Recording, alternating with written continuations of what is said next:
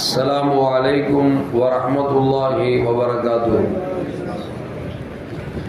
الحمد لله رب العالمين والصلاة والسلام على أشرف المرسلين وعلى آله وأصحابه وأزواجه وذرياته وأهل بيته أجمعين.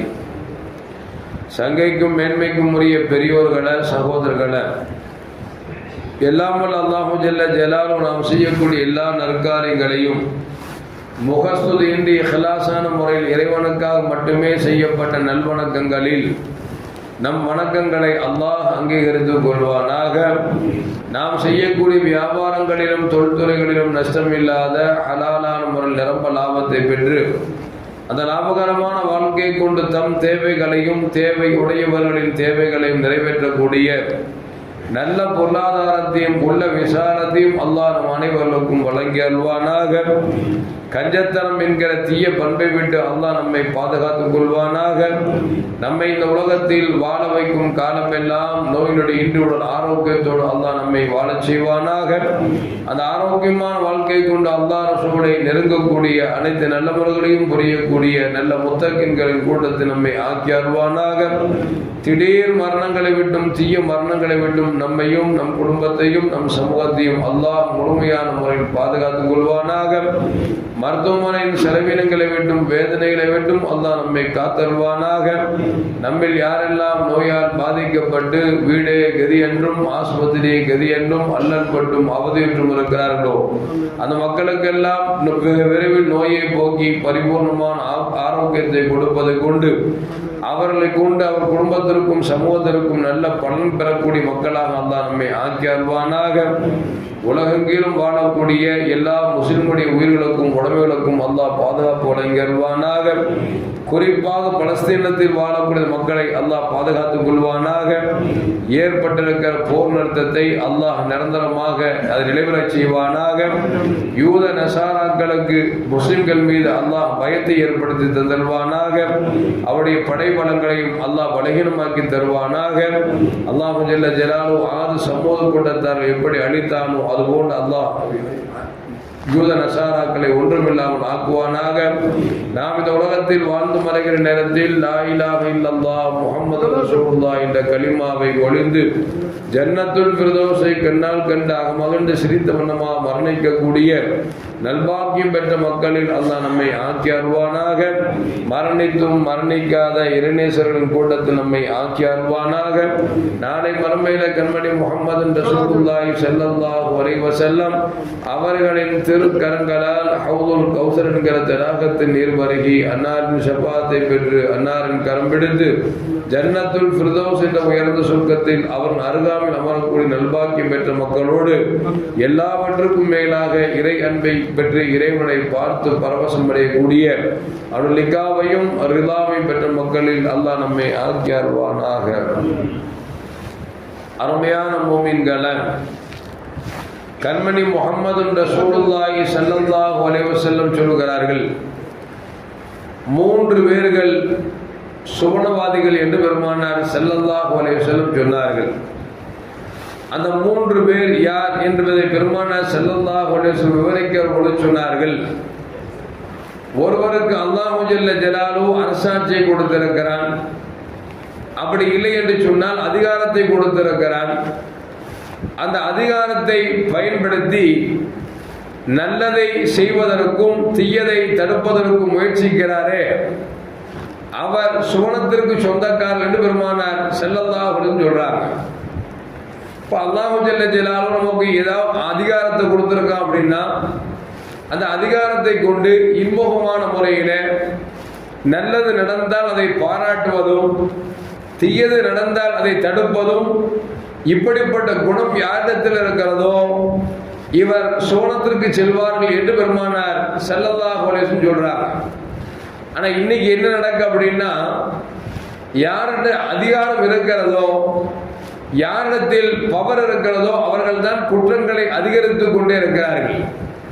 ஏன்னா அதிகாரத்தை வச்சு குற்றங்கள் நடந்தால் அதை தடுக்க வேண்டும் என்கிற எண்ணம் இருந்தால் அது மனிதத்துவம். இருக்கிற அதிகாரத்தை பயன்படுத்தி குற்றத்தை ஒருவன் செய்கிறான் என்று சொன்னால் அது ரவுடித்தனம்.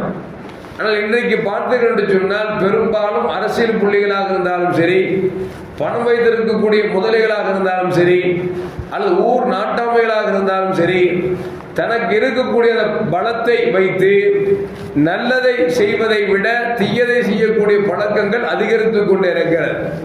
சாதாரணமாக எடுத்துக்கிட்டீங்க அப்படின்னா, இந்த போதைப் பொருட்களை விற்பது கூடாது என்று சொல்றாங்க. இந்த சாதாரண மளிகை கடையிலாம் பார்த்தீங்கன்னா பெரும்பான்மையா மளிகை ஜாமான் விற்றாங்கன்னா ஒரு 10% 20% லாபம் கிடைக்கும். அப்படின்னா இந்த போதை பொருளை விற்றா ஒரு 50% கிடைக்கும் அப்படின்னு சொல்லி ஏதோ தெரியாம விற்கிறான்னு வச்சுக்கலாம். மார்க்கத்தில் கூட அது வேற பிரச்சனை. ஆனால் அங்க வந்து பார்த்தா ரைடு வருவான், பிடிப்பான், எல்லாம் செய்வான்.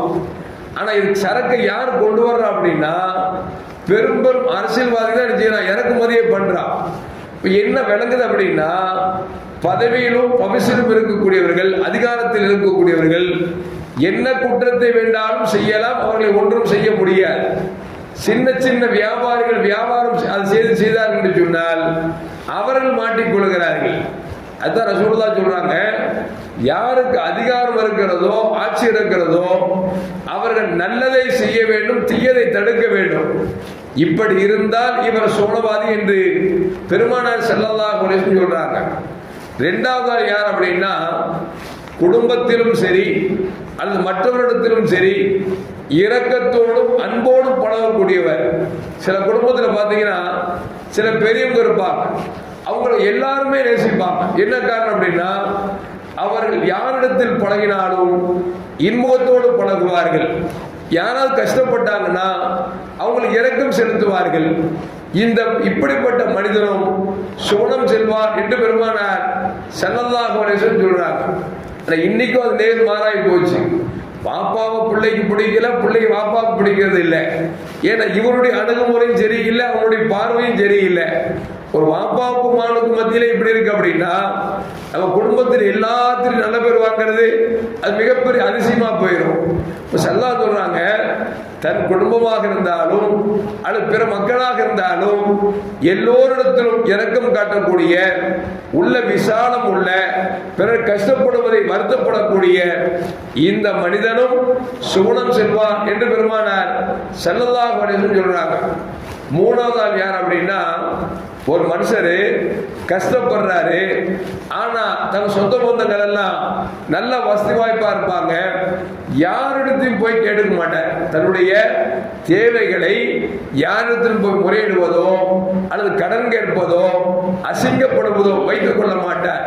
தன்னிடத்தில் எது இருக்கிறதோ அதை கொண்டு போதுமாக்கி மனம் நிறைவு பெற்றுக் கொள்கிறாரே, இப்படிப்பட்ட ஏழையும் நாளை சோனம் செல்வார் என்று நபிகள் நாயகம் ஸல்லல்லாஹு அலைஹி வஸல்லம் நமக்கு சொல்லி தரார். ரசூலுல்லாஹ் கஷ்டப்படுறவர் பிறண்ட கேட்காட்டா அவர் சொர்க்கம் போவாங்கன்னாங்க. அதுக்காக ஒரு குடும்பத்தில் ஒரு கஷ்டப்படுகிறார் என்று சொன்னால் இருப்பவர்கள் இல்லாதவர்களை பார்த்து உதவி செய்ய வேண்டும் என்றும் நபிகள் நாயகம் ஸல்லல்லாஹு அலைஹி வஸல்லம் நமக்கு சொல்லி தரார். என்ன விளங்குது அப்படின்னா, நாம சம்பாதித்த பொருட்கள் கம்மியோ நிறையவோ நாம் இறைவன் கொடுத்ததை போதும் என்ற மனதோடு யாரிடத்திலும் கையேந்தாமல் வாழ்ந்தோம் என்று சொன்னால் அது சுகுணவாதியின் அடையாளம் என்று நபிகள் நாயகம் ஸல்லல்லாஹு அலைஹி வஸல்லம் எழுதுகிறார்.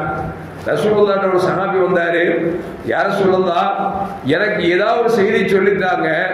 அந்த செய்தி எப்படி இருக்கணும் அப்படின்னா, அல்லாஹ்வும் என்ன நேசிக்கணும், உலகத்தில் இருக்கக்கூடிய மக்களும் என்ன நேசிக்கணும், அப்படிப்பட்ட செய்தி எனக்கு சொல்லித்தார்கள் என்று சொன்ன பொழுது நபிகள் நாயகம் ஸல்லல்லாஹு சுருக்கமாக 2 வார்த்தை சொன்னாங்க. நீ அல்லாஹ்வோட நேசம் உனக்கு கிடைக்கணும் அப்படின்னா துன்யாவின் ஆசை விட்டு உலகத்தின் ஆசை விட்டு. ஏன்னா உலக ஆசை இருக்கத்தான் உனக்கு தவறான சிந்தனைகள் வரும். உலக ஆசை இருக்கத்தான் நீ குற்றங்கள் அதிகரித்துக் கொண்டே இருப்பாய். எனவே உலகத்தின் ஆசையை நீ தூர எறிந்து விடு, அல்லாஹ் உன்னை நேசிப்பான் என்றார்கள் பெருமானார் ஸல்லல்லாஹு அலைஹி வஸல்லம். உலக மக்களுடைய நேசம் வேணும் அப்படின்னா யாரிடத்தில் கையேந்தாதீங்க.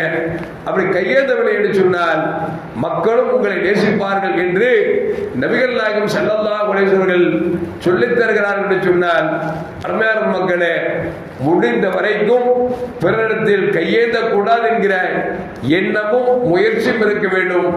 அல்லாஹ்விடத்தில் துஆவும் செய்ய வேண்டும். அதற்காக ஒருவர் கஷ்டப்பட்டு கையேந்தாமல் இருக்கிறார் என்று நினைத்துக் கொண்டு இருப்பவர்கள் அவரை தேடி கொடுக்க வேண்டுமே தவிர அதை விட்டுவிட்டு அவன் எங்க கேட்கிறான் நம்ம ஏன் கொடுக்கணும் அப்படிங்கிற சூழலுக்கு வந்துடக்கூடாது. இன்னைக்கு நிறைய செல்வந்தர் இருக்கிறாங்க, கொடுக்கிற எண்ணம் இருக்குது. ஆனா என்ன அப்படின்னா, அவங்களுக்கு மனசுல நம்மள்ட்ட வந்து கேட்கணும், அப்பதான் கஷ்டம்லாம் தெரியும். இவர் கஷ்டப்படுறாரு, இவர் சம்பளம் கம்மியா வாங்குறாரு, எல்லாமே தெரியும். ஆனா இவர் பெரிய செல்வந்தரா இருப்பாரு, நினைச்சா கொடுக்கலாம். என்ன சம்பளம் வாங்க போறாரு, அவர் கொடுப்போமே கொடுக்கலாம். அவர் மனசுக்குள்ள என்னன்னா, அவரா வந்து கேட்கட்டுமே, கேட்டா மட்டும் கொடுப்போம், கேட்கறது மூலமே கொடுக்கணும் அப்படின்னு நினைக்க கூடாது. ஏன்னா நல்ல செல்வந்தர் யாருன்னு சொன்னால், யாரிடத்தில் கேட்காமலேயே கஷ்டத்தை தெரிந்து கொடுக்கிறாரோ அவர் நல்ல செல்வந்தர். யார் நல்ல ஏழை அப்படின்னா, தனக்கு கஷ்டம் வந்தாலும் பிறரிடத்தில் கையேந்தாமல் இருக்கிறாரே அவரே சால சிறந்த மனிதர் என்று நபிகள் நாயகம் ஸல்லல்லாஹு அலைஹி வஸல்லம் தருகிறார்கள். எல்லாம் வல்ல அல்லாஹ் ஜல்ல ஜலாலுஹு உலகத்தில் வாழுகிற காலத்தில் யாரிடத்திலும் கையேந்து விடாமல் அல்லாஹ் நம்மை பாதுகாத்துக் கொள்வானாக. என்றென்றும் நம் கரங்களை அல்லாஹ் உயர்ந்த கரங்களாக ஆக்கி தந்தருவானாக. நாம் கொடுப்பது குறைவாக இருந்தாலும் அல்லாஹ்விடத்தில் கபூல் செய்யப்பட்ட செயல்பாடுகளாக அல்லாஹ் நம் செயலை ஆக்கி அருள்வானாக. அஸ்ஸலாமு அலைக்கும் வரஹ்மத்துல்லாஹி வபரகாத்துஹு. ஸல்லல்லாஹு அலா முஹம்மத் வலைஹி வஸல்லம். ஸல்லல்லாஹு அலா முஹம்மத் ஸல்லல்லாஹு அலைஹி வஸல்லம். ஸல்லல்லாஹு அலா முஹம்மத் யா ரப்பி ஸல்லி அலைஹி வஸல்லிம்.